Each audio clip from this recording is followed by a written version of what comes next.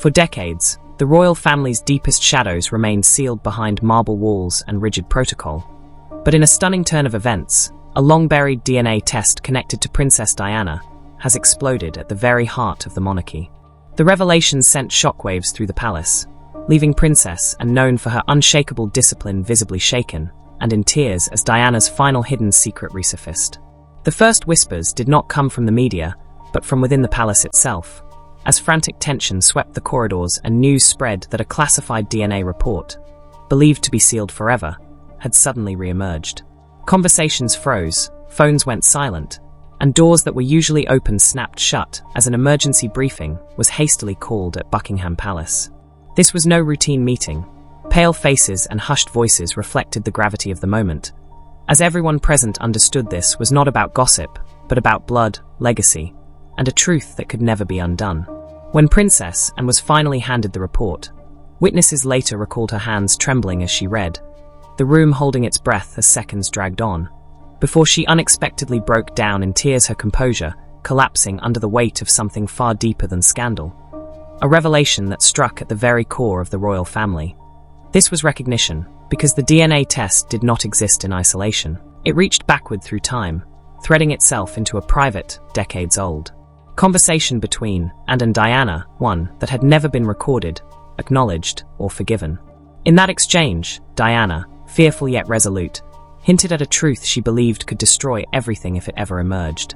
Through carefully guarded private letters, she alluded to a final secret, not an affair or a marital betrayal, but something far more dangerous, something rooted in identity itself, and had long believed it was a warning meant to die with Diana, a burden carried out of loyalty rather than certainty.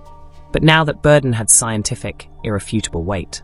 As panic rippled through the palace, staff were ordered into silence, no statements were drafted, and no denials issued. The usual machinery of royal crisis control simply froze, deepening the sense that this was unlike anything the monarchy had faced before. Behind closed doors, fear replaced protocol, because if the DNA test was real, and everything suggested it was, then Diana's secret was no longer rumor or memory, but proof, and proof changes everything. To understand why this result shattered, and more than anyone else, one must return to a shadowed pact forged between two royal women bound by blood, duty, and betrayal. They were never meant to be allies, Diana, the radiant rebel, and the stoic traditionalist, yet behind palace doors they formed a silent alliance born of shared suffering and institutional betrayal, united by a vow to protect one devastating truth.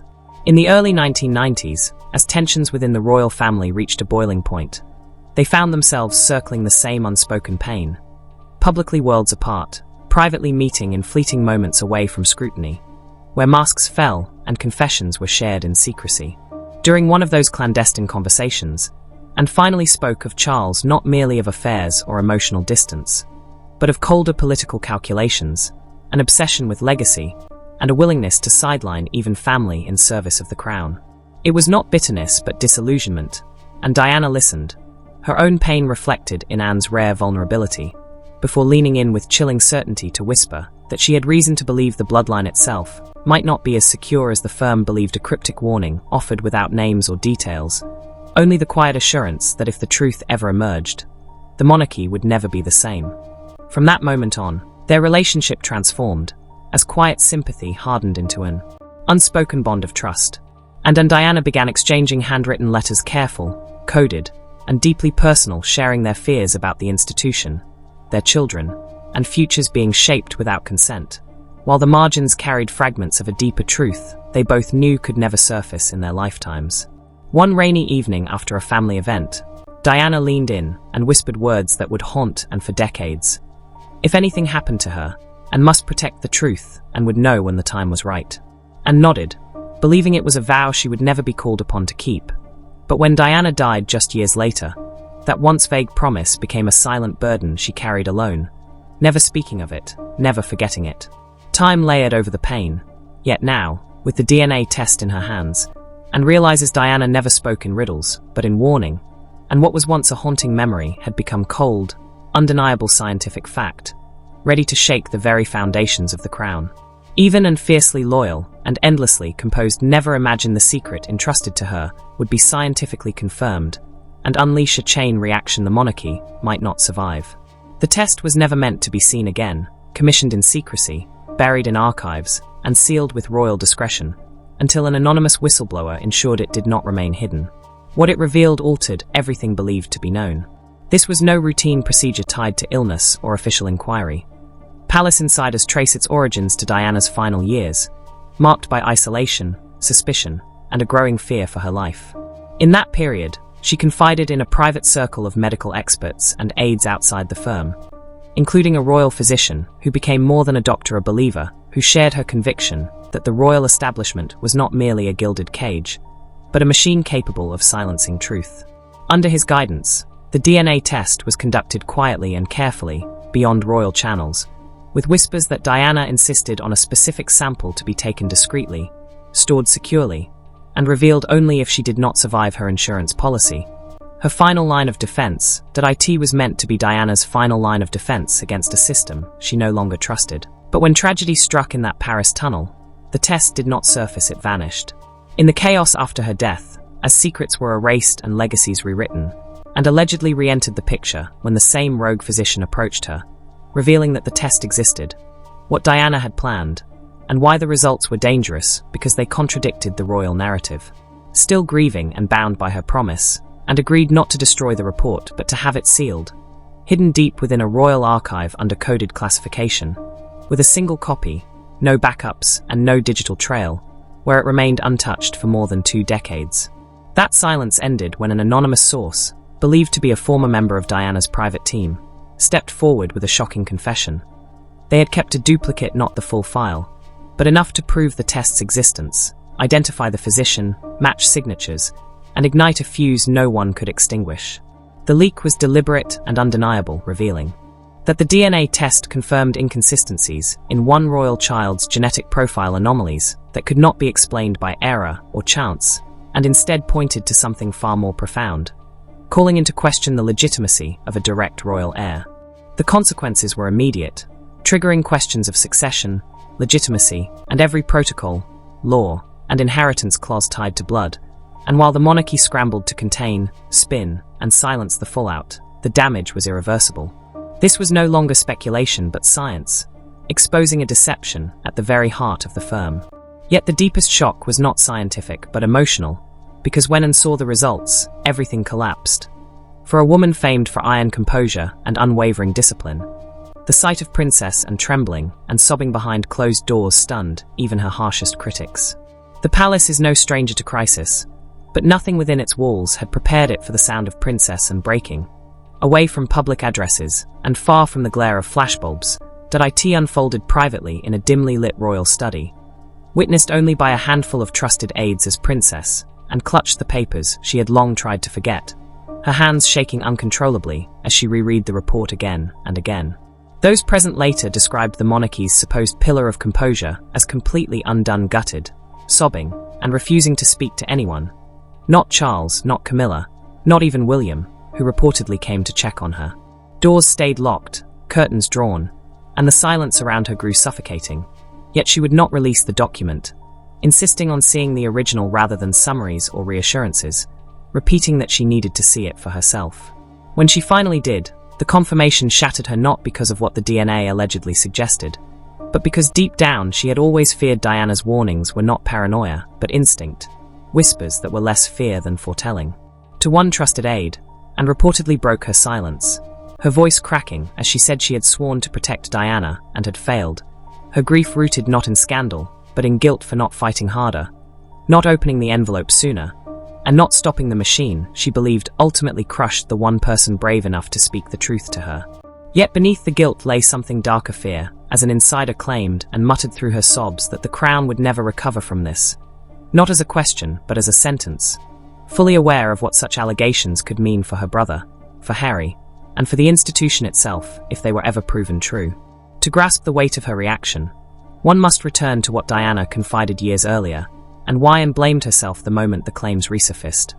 Because Diana's supposed final truth encoded, some say, in blood was not merely about hidden lineage, but about rewriting royal history itself. For decades, rumors had lingered in the shadows, dismissed and denied under royal protocol. Yet this alleged DNA test stripped away speculation and replaced it with claims of scientific certainty. suggesting that Prince Harry might not be biologically related to King Charles.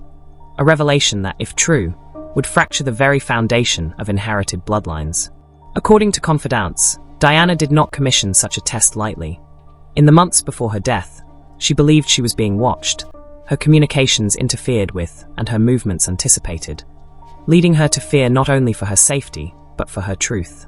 That fear, it is claimed, drove her to a rogue physician and to the test itself, while Anne, bound by grief and duty, honored Diana's plea for silence without ever being told the full story or the identity of the alleged biological father, only that its exposure could devastate the House of Windsor. When the test resurfaced years later, speculation ignited like wildfire, with some questioning whether it was Diana's final act of defiance against an institution she felt had isolated and silenced her. A revelation that, if ever confirmed, could mark not just a scandal, but the beginning of the end for those still holding power within the palace walls. Chaos quickly took hold as senior advisors scrambled to grasp the implications, because if Harry were not Charles's biological son, his position in the line of succession suddenly became dangerously uncertain. This was no longer about titles or property, but about the very legitimacy of the royal bloodline itself, now under direct assault. Questions erupted over inheritance, past legal decrees, and what this could mean for both William and Harry, as traditions once thought immovable began to crack under the pressure of alleged scientific truth. Beyond palace walls, the looming public fallout felt like a tidal wave. A monarchy already weakened by years of internal fractures now faced its most existential threat in modern history. If one royal child's legitimacy could be questioned, what else had been concealed? And how deep did the deception run? Media scrutiny intensified, parliamentarians whispered about constitutional consequences, and the public grew increasingly divided between sympathy and outrage.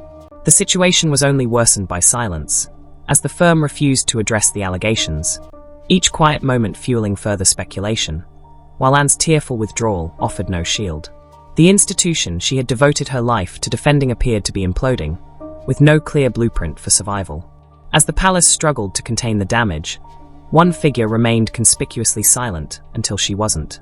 When Queen Camilla finally broke that silence, it reportedly deepened the crisis rather than easing it. While Anne wept and Charles retreated, Camilla was said to erupt not in denial but in cold fury, delivering a single searing remark that left the room stunned and even more shattered. In the tense hours following Anne's collapse, the palace was gripped by an ominous quiet that did not last long, because when Camilla arrived at an emergency private crisis meeting, insiders claim her demeanor was anything but shaken. She was not surprised she was furious, and not at the DNA test itself, but at Diana, at the lingering presence of a woman she believed had weaponized truth from beyond the grave. She was always reckless, Camilla allegedly snapped, her voice sharp and unyielding. Now look what she's done. The words sliced through the tension like a blade, freezing the room as Anne, pale, shaken, and still grieving, stared in disbelief. The wound left by Diana's revelation still raw, and now cruelly reopened. The long simmering strain between Anne and Camilla, usually masked by royal civility, reignited instantly, not as a disagreement, but as a battle. Camilla demanded control of the narrative, her voice echoing off marble walls as she outlined a strategy of tightly managed public responses, confidential damage control, and, if necessary, legal threats, all framed as protecting the monarchy and containing the scandal before it spread. But, beneath the polished language, her motives were unmistakable. She wanted Harry's place in the line of succession revoked quietly, immediately, and permanently. A leaked audio clip circulated among senior aides reportedly captured her saying, "He's not one of us. He never was. It's time we stopped pretending." A statement with staggering implications that suggested not just damage control, but a deliberate attempt to rewrite history, not to reveal the truth, but to bury it. Palace insiders claimed PR teams were instructed to reframe the revelation as yet another Diana conspiracy, a fabrication or delusion, anything that might preserve the existing narrative, and refused to accept it. Standing with eyes still red and fury barely contained, she looked directly at Camilla and said, "This isn't about narrative. It's about truth," before walking out and slamming the door, ending any pretense of diplomacy. For Anne, this was no longer merely a scandal, but the moment the palace crossed a line it could never uncross. Yet as royal factions clashed behind closed doors, the outside world had already sensed blood in the water. Whispers turned into headlines, leaks into breaking news, and the palace lost control of the inferno as the media seized on the DNA bombshell. Once the alleged test results reached journalists, the royal firewall cracked completely, and within hours major outlets were running explosive headlines questioning Prince Harry's lineage and the stability of the House of Windsor itself. The carefully curated royal narrative slipped from their grasp as speculation intensified, turning vicious, with pundits, reporters, and biographers probing every silence: first Charles's, then Harry's inheritance, and finally the incendiary question of who the biological father might be. Speculation over the biological father exploded as old photographs and long-buried rumors were dragged into the spotlight and weaponized for attention, and amid the frenzy princess, and became an unexpected focal point, hailed by some as a hero honoring a dying promise and defending Diana's truth, and condemned by others as a betrayer who had allegedly known for years and allowed a lie to endure. Talk shows erupted, hashtags trended, and nuance vanished as and stood at the center of the storm, which intensified when a single letter, said to be from Diana's private diary, was leaked to the press, hinting at a truth that would shake the crown and a secret of blood no one wanted exposed. As the monarchy struggled to contain the fallout, pressure mounted on and to speak, deny, or soften the claims, but she refused, reportedly insisting there would be no more lies and that the truth should speak for itself, a silence that only deepened the damage. The firm began to fracture in public view as courtiers leaked conflicting statements, advisors quietly resigned, and rumors spread of daily emergency meetings with constitutional lawyers, the illusion of unity collapsing as the public demanded answers. Then, in a move that stunned the nation, and stepped before the cameras not as a royal, but as a grieving sister-in-law and a woman confronting a truth too powerful to hide, appearing without ceremony, alone, holding a creased letter from Diana that had haunted her for decades. As cameras rolled, she spoke plainly, without excuses or protocol, confirming that the DNA test was real and that it validated fears long whispered behind palace walls, while stressing it was not merely a matter of science, but of trust, pain, and history. She acknowledged that Diana had confided in her during those final years, that she had been entrusted with fragments of the truth and chose to bury them to protect the monarchy, admitting through emotion that she had failed the one woman who trusted her most, believing the secret would die with them. "I was wrong," she said, her voice steady yet heavy with regret. "Truth does not die. It waits. And when it comes, it demands to be heard." She paused, then delivered the moment that pierced every heart watching, looking directly into the camera to address Harry by name and telling him that he would always be her nephew, that blood may define lineage, but love defines family, and that nothing could change that. The impact was instant and overwhelming as social media erupted and news outlets went into overdrive. Yet instead of rage, the public response was driven by emotion, seeing not a princess but a woman who had lost too much, waited too long, and finally chosen truth over tradition. Messages of admiration and sympathy poured in from celebrities, journalists, and even former critics, with many calling it one of the most human moments in modern royal history, while others demanded greater transparency and accountability, though few could deny that and had shifted the crisis from scandal to sincerity. Just before stepping away, she delivered a line that would echo for years. "Truth may shake a crown, but it strengthens a people, leaving behind a deafening silence that signaled a monarchy at a crossroads, a family forever changed, and a reckoning no longer avoidable." As Anne left the podium, attention turned to King Charles, now facing a decision that could define his reign. Deny the truth or embrace the reckoning Diana had set in motion.